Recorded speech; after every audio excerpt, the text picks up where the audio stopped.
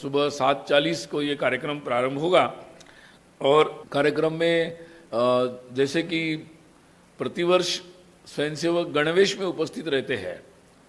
संघ के गणवेश में विशेषकर अभी हाफ पैंट का फुल पैंट हुआ है, आप जानते हैं, तो खाकी रंग का फुल पैंट, सफ़ेद रंग का शर्ट और उसके साथ साथ टोपी, काले रंग की टोपी, बेल्ट, काले रंग के जूते और मोजे, इस तरीके से, और दंड, ऐसा जो पूरा संघ का गणवेश है, उस संघ के गणवेश में ये पूरा उत्सव होगा। पिछले वर्ष जो स्वयंसेवक उपस्थित थे गणवेश में, लगभग 7,000 की संख्या में गणवेश में उपस्थित थे।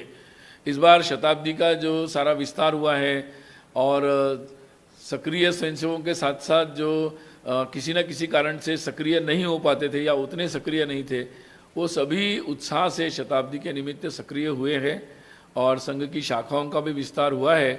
तो लगभग इससे 3 गुना तक हमारी अपेक्षा है कि स्वयंसेवक गणवेश में इस कार्यक्रम में उपस्थित रहेंगे और उसके लिए लगातार प्रत्येक शाखा के द्वारा प्रयास चल रहा है और जिनके पास पुराने गणवेश है वो उसको ठीक कर रहे हैं, जो जिनके पास नहीं है वो अपने नए गणवेश को व्यवस्था कर रहे हैं। शाखाओं के माध्यम से इसके लिए एक व्यापक अभियान प्रयास चल रहा है और काफ़ी उत्साह के साथ सभी स्वयंसेवक इस कार्य में लगे हैं।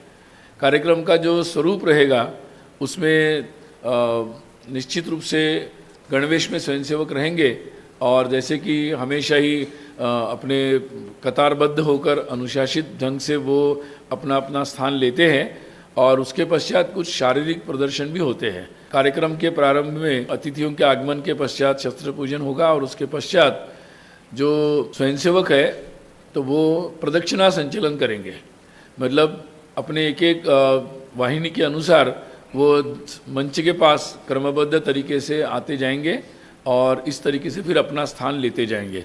तो ये प्रदक्षिणा संचलन होगा।